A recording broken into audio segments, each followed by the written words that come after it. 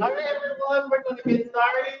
We all understand that we're here for the hurricane preparedness presentation, and it's going to be given by Mr. Eric from our local NOAA lab. So, give him a hand. And I really appreciate you having us out here today. We work at the National Weather Service office. We're out on Roberts Road, so we're in Newport.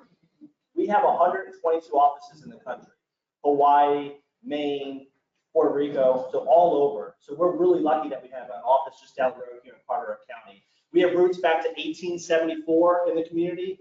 Started out on the Outer Banks and Cape Hatteras, so we've been here for a long time. We fall under the Department of Commerce and NOAA, so it's a government agency. You all pay $4 a year per person to fund us. So whatever your favorite local news station is, the radar, the satellite, all of that is from you. It's taxpayer funded. So that's why I'm here today.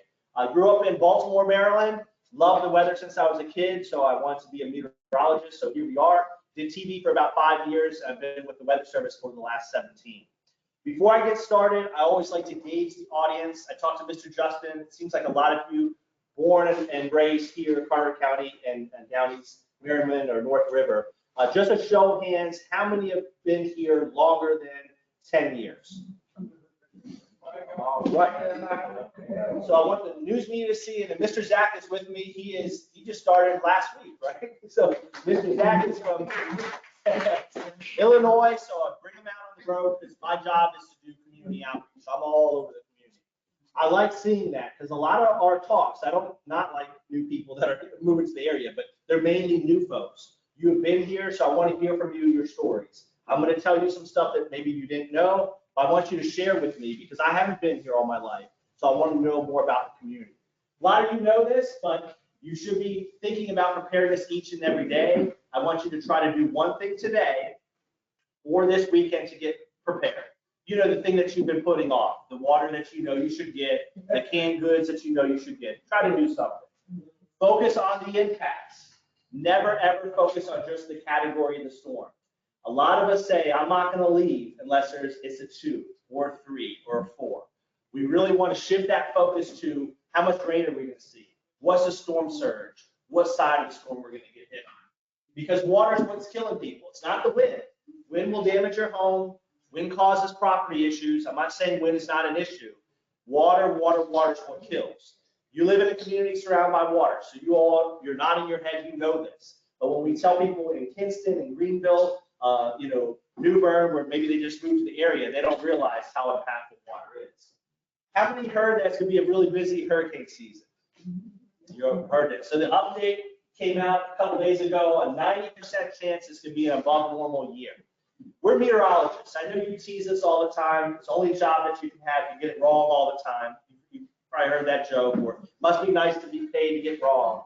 So we hear all the jokes, but it's very rare that we would say a 90% chance something's going to happen. Usually it's 50%, 40%. It's kind of in the middle, right? 90% chance we think it's going to be above normal year. Prior to that, back in May, we said it was an 85% chance. So it's going to be a busy year. So please be prepared. We usually say it just takes one storm. You should be prepared no matter what. But this year we're waving our hands saying, hey, each and every year you should prepare. This year you especially should be paying attention to what's going on.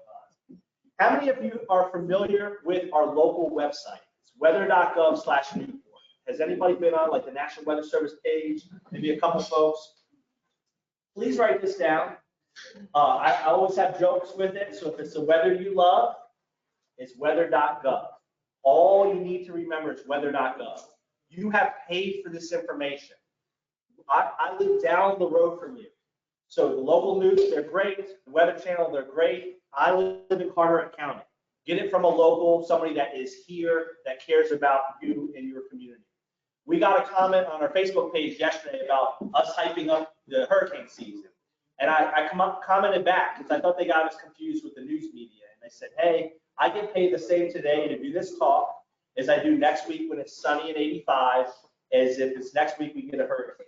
I get paid no matter what. So when I say something's gonna be bad, it's not because I make more money, it's because I care about you. I see your faces at these talks. So use our website, weather.gov/Newport. Information on the tropical forecast, really good information on that local site. Another good link is the Hurricane Center. Is anybody familiar with that one? National Hurricane Center. So it's hurricanes.gov with an S. One thing I'll mention is they're part of the Weather Service. So if you know the Newport page, just stick with that because all of the same stuff is on that. If you don't want to go to a million places, what did Mr. Eric say? Weather.gov, click on Eastern North Carolina or weather.gov/Newport. You can get it from the news. You can get it from the Weather Channel. It's not that they're giving you bad information, but if you just want to go to one spot when you want to get it at your fingertips, just go to us. The Hurricane Center site does do a tropical weather outlook 4 times a day. They will show you where there could be storms, so like a low risk, medium risk, or a high risk, and they'll show you where the current storms are. So if you check this once a day, you can stay pretty informed on what we think is going to happen before a storm even happens. So it's called the Tropical Weather Outlook.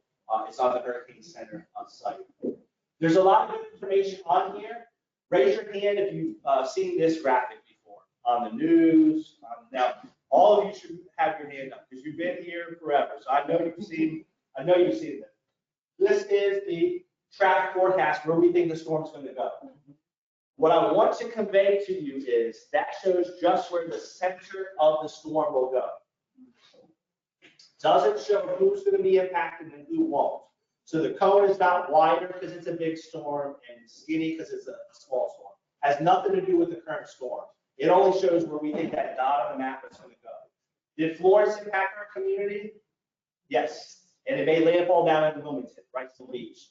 So if you see this, if you're anywhere close to it, anywhere from Florida up to Delaware, you should be paying attention. So please don't not pay attention to it because it's going towards South Carolina. We can still be impacted. It just shows where we think the center of the storm is. Instead of focusing on that, you can look at these graphics. You might say, well, you're throwing a lot at me. It's on our local page. This is on the news. It's on the Weather Channel. We do graphics. When is the wind going to get here? When do I have to board up my home or leave the area? We tell you, time of arrival. How high is the water going to get in down east? How high is it going to get here? We tell you. We give you an estimation of what we think the height of the water will be. Social media. How many of you are on Facebook or Instagram or some sort of social media? So social media is a great way to spread information. A lot of people focus on the negative. You can spread whatever information you want.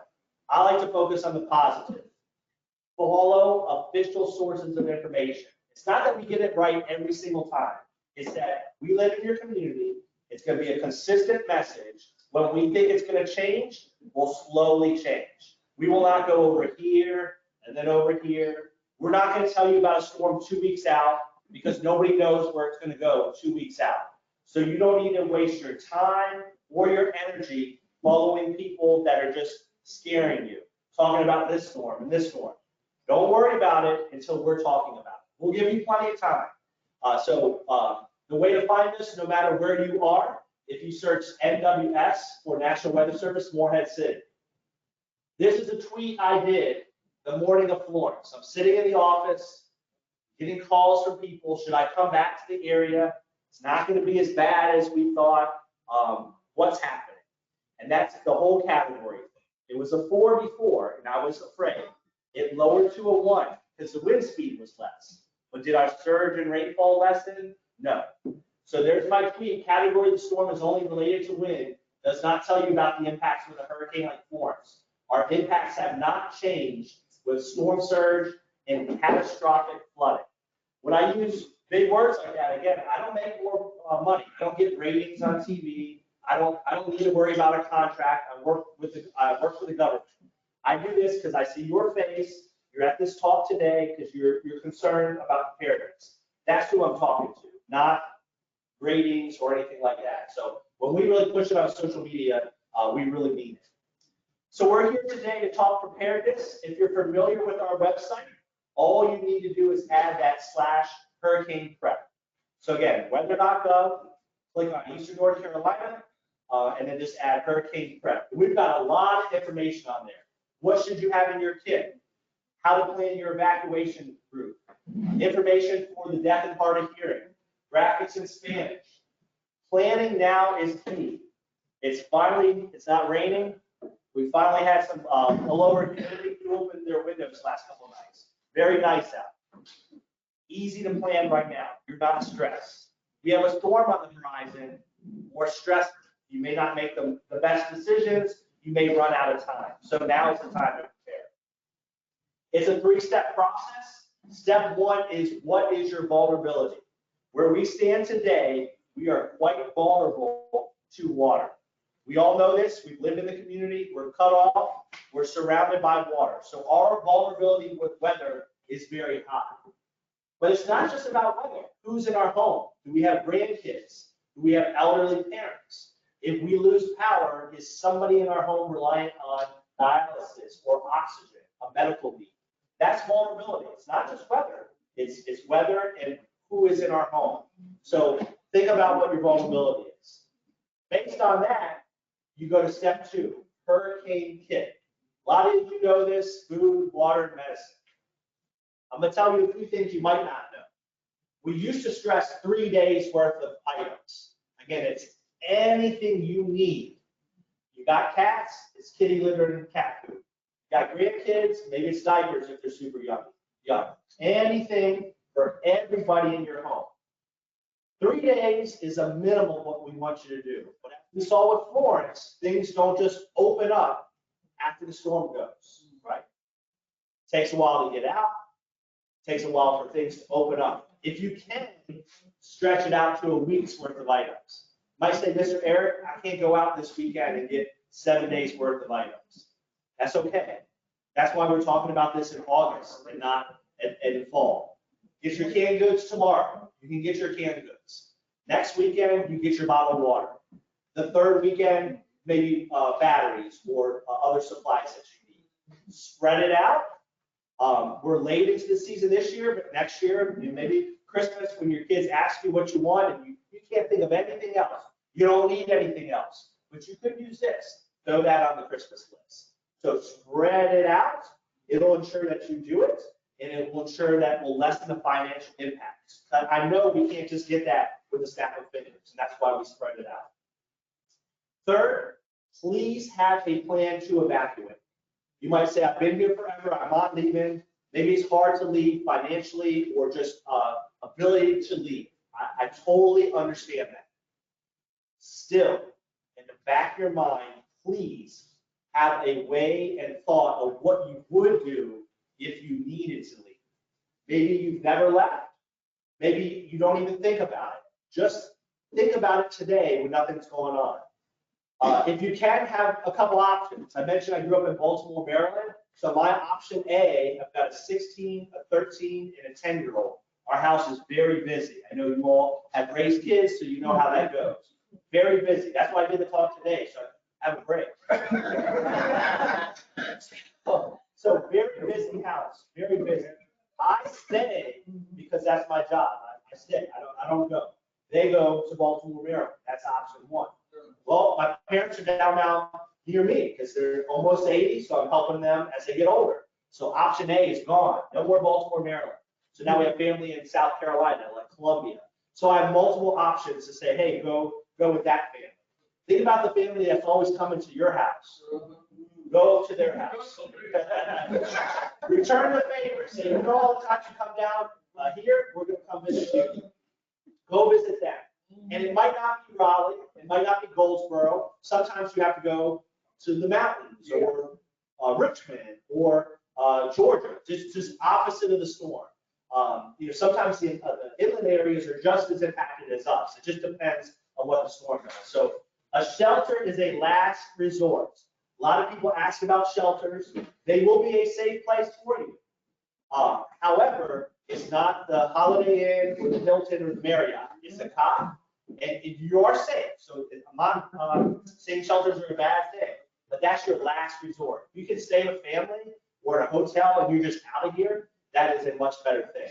I'll never tell you to evacuate or not. That's a personal decision, but please just at least think about it. So that when, hey, it's really gonna be bad, I've never left, but I'm leaving. Mr. Eric told me what to do, I got lined up, and then you just get on out of here. The reason why I'm preaching this so much And you know this, we are the most vulnerable stretch of coastline in the entire country. Part of it's because we stick out and we got water all around us. So you all know, when I tell new people, I always tease them. I say, we're gonna lock the doors. We don't want you to leave. Maybe you didn't realize this before you moved here, but we get a lot of storms. So you should be prepared. So you know some of those names, and they're not neighbors. You know, they're storms. So you remember the Hazel, some of you. Was anybody here in Hazel at 54? Or remember? How about Floyd? Fran? Irene? A lot of yes, right? Isabel, Florence, obviously. So a lot of storms, a lot of history in our area. That is why we're so vulnerable. We get storms usually every couple of years. And from this day forward, we're going way up. This is a graphic showing when the peak of the season is. It's about September 10th. So we are right about here. And this looks like we're climbing Everest. It's going way up. So each day we go by, as we get to September, our chances for a storm go way, way, way up. Although all those storms you say yes to, most of them were in September. So you know this, but if we get new residents and they say, hey, the kids are back to school after Labor Day, looks like we made it through hurricane season. No, we're not even through the peak. Matthew, Florence, those were more September and October. So you know this, but a lot of people in our community do not know this. And another thing in our community, this is down east during Irene, is that focused on category. I'm not going to leave unless it's a 3 or 2. I'm not worried about it. It's just a tropical storm. Last week, tropical storm Debbie, we had about a foot of rain. They lost a life up Fort Raleigh in a tornado caused by Debbie. It was just a tropical storm. It didn't get a number, and it was still impactful. I'm not saying you need to evacuate for those situations, but don't let your guard down based on number. Don't let your guard down based on if it's a hurricane or tropical storm. And if you need a reminder, remember all those names we were saying? Irene, Florence, tropical storm Hermine, not even a number storm, Ophelia. Last year, almost 200 deaths and $200 billion of damage since 2010. So a lot of ones, those are just as impactful depending on how they hit, what they produce as a 2 or 3. Water's what kills. This is our community. All those names you said yes to. 85% of people that die in storms is because of water. Young lady that was here from the news station, she said, what do you want to get across? I said, number 1, we should be preparing each and every day. Number 2, it's all about water. Can a tree fall on your house? Yes. Very, very tragic. Can wind cause damage? Yes. But something that's going to kill you, statistically, it's an 85% chance to be water. That's flooding, storm surge, and rip currents, which we're going to talk about what is occurring this weekend. So those are some pictures from our area. And if it's going to kill you, it's probably you're going to be in a vehicle. It's not that the water comes up, you're maybe going around a barricade, or maybe you're driving at night just to get home before the storm gets really bad. You don't know how deep the water is. We lost 15 people in Florence, 11 were flooding, all 11 were in vehicles. So never ever cross a flooded road. You don't know how deep that water is, or if the water has washed out the road. Past experience is a good thing. Some people might say, Dorian, that wasn't that bad here, or depends on how it hit. A lot of people were taken a little off guard with Florence because we hadn't had a storm in a long time where we were on the right side. We had a lot that hit Cape Lookout, and we were on the left side, which is weaker. And we thought we'd been through a lot of storms, but we weren't through the worst part. So a lot of people in my church, the Sunday before, priest asked, can I speak about the storm? And a lot of people said, oh, we've been through these storms time and time again. I try to stress is each one is different. Just because you were through Irene and Floyd and Fran doesn't mean it's going to be better or worse this time. It just depends on the storm. And don't anchor. You don't need to check every hour. You don't need to check every minute, but check in the morning, check in the evening, and then go to bed. What's going on with the forecast? It can change. If it's 7 days out, it's not going to hit us. Don't just forget about it. Keep checking back because those forecasts can change. This is the big one I like to hit. We're pretty good at preparedness. We're pretty good at getting our kit. Mr. Justin had us out here. We're pretty good about filling the room and talking hurricanes, which, again, Mr. Justin, very appreciative of setting us up. So we're pretty good at that. Where we need to improve is after. Doing silly stuff or things that we might not realize can hurt us. The water is dirty and not good to be in. So we have lost people in our community. They might have a simple cut on their leg, not a big deal, but they're in that nasty water afterwards and they have an issue. We've lost people, died because of that. If you get a generator, know how to use it. Not in a garage, not in an enclosed location. If you're not usually up on a ladder, get Mr. Justin to come over and help you out. You're younger, so get a younger person. Where's Zach? I'll get Zach to come over to my yard and help me out. Get a younger person to help you. If you're not used to doing yard work, we lose people with cardiovascular, heart attack, stuff like that. So 50% of our deaths now are afterwards. Part of it's because we're doing so well, evacuating, planning, not doing things during the storm. So that's good, but we don't want to let our guard down. And we know in this community, storm has left us and it's days, weeks, and months, years for some of us, still recovering. So we know this is a long process. So we're going to end with the 5 things you should focus on. If I say don't focus on category, what should you pay attention to? How much rain are we going to see? How high is the surge? Are my grandkids down for the weekend? We're going to go to the beach. What's the rip current threat? What's the wind speed? That's important. And tornadoes. You don't have to be a meteorologist. You don't have to go to all those sites I sent you. You watch your favorite local station. You get on weather.gov, watch the Weather Channel, whatever you want. Pay attention to official sources. You're going to have plenty of information. Your job is, what should you do personally? You're not going to be unaware of that.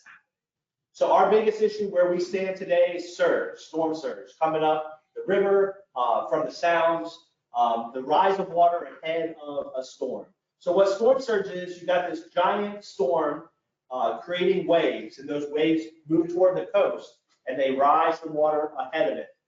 So it's a quick rise in water, floods roads, washes out roads. That was the biggest killer in storms until recently. We've really messaged that heavily. That last point does not have to make landfall in our area to be a big deal. Florence hit Riceville Beach. That's hour and a half, almost 2 hours away. And it still was a big deal. So storm surge, doesn't have to make landfall. That's Bertha back in '96. That's down the road in Pine Hill Shores. I wanted to give you some images nearby, Parker's Island, Cedar Island, kind of down east of the community. And all 3 examples are different. We'll go from last fall, just a tropical storm, and flooded roads down our way, right? Upper right or far right, Hurricane Florence, bigger deal, but it didn't make landfall in our area, and we still got 20, 30 inches of rain and storm surge. And then the lower left, for most of us, Dorian wasn't a huge deal. Tornado in Emerald Isle, you had some flooding here. Ocracoke Island was the worst. So even a storm offshore can impact us. So tropical storms, near misses, off the coast, we still, where we live here in down East Carteret, can get it. So I know you probably can't see the cities as well, so I'm going to talk about all of them just a little bit more zoomed in. So we're more up toward this area, Harper's Island to the right. This map is a reasonable worst case of how high the water can get. Just since we have a lot of experience in the room, do you know how high the water has been, like where you are? Like what are some of the highest, 3, 4, 6 feet, in some of the worst storms? 6 foot. And we're about, sir, like what's right here in North River? North River. Fran, okay. Anybody else? That's good. Not good, but I like to. Mr. Justin, you gotta get another speaker. And anybody else? A 6 in North River during Fran? Anything else? It was something before then, I wasn't here. Hazel, yes. 1954, November. Yes. Yeah, Hazel was one of our highest ones, fastest in the storm. You know where Hazel hit? West of Bowington, even farther away than Florence. So yeah, 6 feet, pretty common. So this is a category 3 example. Anywhere like this gentleman said that's in orange or red is 6 feet. So that's where we are today. So that's the reason why I asked that, and sir, I appreciate the local knowledge is you all have experience in this room, but I do these talks in front of anybody that will be here. A lot of new people can't vision that happening. So when the gentleman says it happened, that reinforces what I'm showing you. That I'm not trying to scare you. I'm not trying to make up some unrealistic expectation. It happened. It'll happen again. It just depends. This year, next year, 20 years from now. This is a little more zoomed in. Again, a lot of down East Carteret is in the reds and oranges, 6+ feet of surge. I'm about 6 feet tall, so you're talking above my head. There are a few areas that are a little higher. This is the airport, and then it's downtown Beaufort, and we're up, to the north. So just to put that in perspective, that doesn't include breaking waves on top of it. So that's just the level of the water. It could be a little higher as those waves are breaking. And you might say, well, I don't live on the sound or in the sound. Well, you do when the storm surge comes in and there's wind. So you are the sound. We do get flooding in our community. It's not exactly flashy. It doesn't come up super quick. It's more like it just comes up and it doesn't go away for forever. This is downtown New Bern. The thing I want to point out is category is not an indication of the rain. Florence was probably a category 5 on the rain scale. We had different scales. There's just one for wind. So water's a big deal, and we use this image to reinforce what we mean. This is Snow Hill, Hookerton. It's northwest of Greenville. We're really flat where we live, but if you get any type of hill, I'm not talking Asheville or Boone, I'm talking just a little bit of a hill, you can get some flowing water quickly. And water's powerful. About 1.5 to 2 feet can sweep you away. If you don't believe that, believe this. Because you don't know if the road is underneath it. So you might say, well, Mr. Eric, I'm not trying to do that. Look, but you don't know this, especially if you're driving at night. So if you decide to stay put.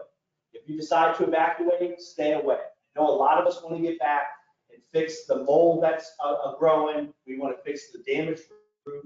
I get all that. We can fix all that. We can raise it. We can fix it. It's going to take time and money, but we can. We can't replace youth. Right. So that's what we really, really want to stress. So with that, turn around, don't drown, especially at night.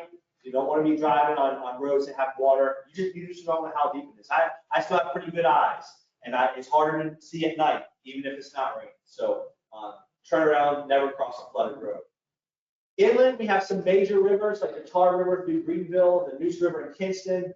Like we saw with Debbie, those come up and they stay up for a long time. It didn't get to that level yet, but in some of our big storms, Floyd, Florence, Highway 70 by the new sports shop in Kinston, those can be closed and it's hard to get back here. So just kind of keep that in mind.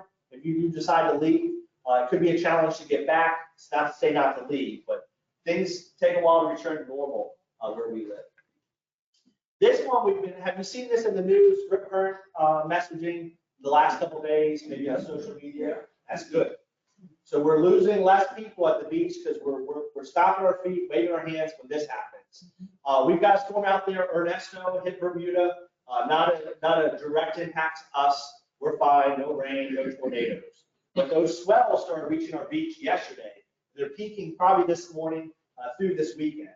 When you have large waves reaching the beach, you can have rip currents. I told the reporter that was in here earlier, we lost 8 people on the East Coast, 4 in North Carolina back in 2019. It was not because of Dorian, it was because of Hurricane Lorenzo. And that was 2,000 miles away. We lost one yesterday. Did we really? I didn't hear that. So yeah, we lose more because of rip currents than anything else hurricane. It's by like a factor of 4. We lose more people in rip currents than tornadoes, lightning, flooding, wind. All of that combined doesn't equal rip currents. I didn't realize that. It's very hard because it's a preventable death, but it's not something you can see. If you're up high, you might be able to spot a rip current, but if you're from Ohio or Pennsylvania, you're here for vacation, you don't realize the strength of the ocean. We try to stress, if you're at a beach and there's red flags, you shouldn't be in the water. Try to swim at a lifeguarded beach. A rip current doesn't pull you under, it pulls you out. If you swim left or right or parallel, you'll get out of it fairly easily. The problem is people get pulled out and then they panic, or mom and dad are saying, hey, you're getting too far out. A lot of people we lose are the bystanders that go in after them. I mean, who would want to save a kid or a family member? But before you go in after them, just try to direct them to where to go. Or some of the beaches have the little, not buoys, but the flotation devices on like pole. You can throw that out to them, or you can just say, go this way, go this way. You're still helping them, but you're not putting your life at risk, and they're more likely to survive than if you go in after them. So yeah, that's rip currents. We don't want to scare people away from our beaches, but they are our reality. Wind we put toward the end certainly can cause damage. This is Hurricane Arthur in 2014. Does anybody remember Arthur? We had some decent winds, but not too many. Do you remember Irene? Yeah. That's right. So Arthur was in Category 2, and you don't really remember it. Irene was only 1. You sure you remember that? It's a little bit of a trick question. Just to re-emphasize that category thing. So no trickery. They hit by Cape Lookout. So same track, no trickery. Arthur was small, quick moving, and it was in and out. So it wasn't really a big deal. Irene was just a 1, but it hit the same spot, but it's big, slower moving. So you see your experience in the room. So don't focus just on the number. It's on what's going to actually happen. Last but not least, tornadoes. It's spinning around. So whether it's a tropical storm or a hurricane, can produce tornadoes. Some produce a lot, some don't produce a lot. The message with this is you decide to stay. That's okay. It's a tropical storm. You're not leaving. I don't blame you. You got one of these, or you watch the local news, or you have a battery-powered weather radio, some way to alert you to take shelter quickly. They happen very quick. It's not, did anybody see Twisters, the movie that just came out? It was crazy. I just saw it yesterday with my kids. It was a little intense. Wasn't ready for that. So, especially the movie theater. My mom came with us. I was a little worried. She hadn't seen a movie in the theater in many years. That's the one I picked to take her to. So she liked it, but a little intense. So Twisters, it's not like that. Like it's not going to be a huge one that we see, 30 minutes in advance. It's going to be really quick. It's going to happen. So we're going to put the warning out. We need you to get it. You're not going to be out shopping, but we need you to go from these windows at the church to downstairs, that kind of thing. And unfortunately, it can produce damage isolated worse than the hurricane. So Dorian, for most of us, not a lot of wind damage, except on Emerald Isle where the tornado hit. Wilson County, where we lost a person last week because of Debbie, they're hours from the coast. Didn't get a lot of wind, but they got an EF3 tornado, 130, 35 mile per hour winds. So just kind of keep that in mind. So what can you do now? And this is a very experienced room. What you can do is doing what you know you should do. Tomorrow after church, get the canned goods, get water. Next weekend, just start getting things in order. We kind of dodged the bullet with Debbie. We had a lot of rain, but for the most part, it wasn't anything too crazy. We're completely saturated. Look outside, there's water all around us. We get something in the next couple of weeks. We don't have a lot of room for error. So start getting things ready. All our big storms usually come in September and October. So this is kind of the, hey, summer's wrapping up. We should probably start paying attention. Share this with people that couldn't be here today. We all have life. Mr. Justin, we're going to post this to YouTube. We're recording this, just me. You don't have to worry about us recording you. We'll put this on YouTube so they can watch it. And then don't make your decisions just based on category. That's the old, how much rain are we going to see? What's the storm surge? What are the local officials saying? Should I evacuate? That kind of thing. I would love for the church or the community to consider this. This is free, doesn't cost anything. You can talk to me after. It's called Weather Ready Nation Ambassadors. We've been around since 1874. Mr. Justin came up to me in 1874 and asked for the talk. We'd be dressed a little different, but we would do it. But with the ambassador program, we're trying to get out and say, hey, we will do anything you want, any time of day, any time of night. Our message doesn't get to the community without you. I think you can tell I'm pretty enthusiastic about what I do. All I need is this space. I'll do it outside. I'll do it Sunday after church. I'll do it in church. Whatever you need to reach your community, we will do. We can't do it without you. We have the resources. I'll make it happen. So with this program, you can sign up. I've got a paper form. Doesn't cost anything. You'll be on a list. We have hospitals, schools, churches, anybody interested in weather preparedness. And then we email them things like this. Hey, by the way, we're doing a talk in North River on Saturday.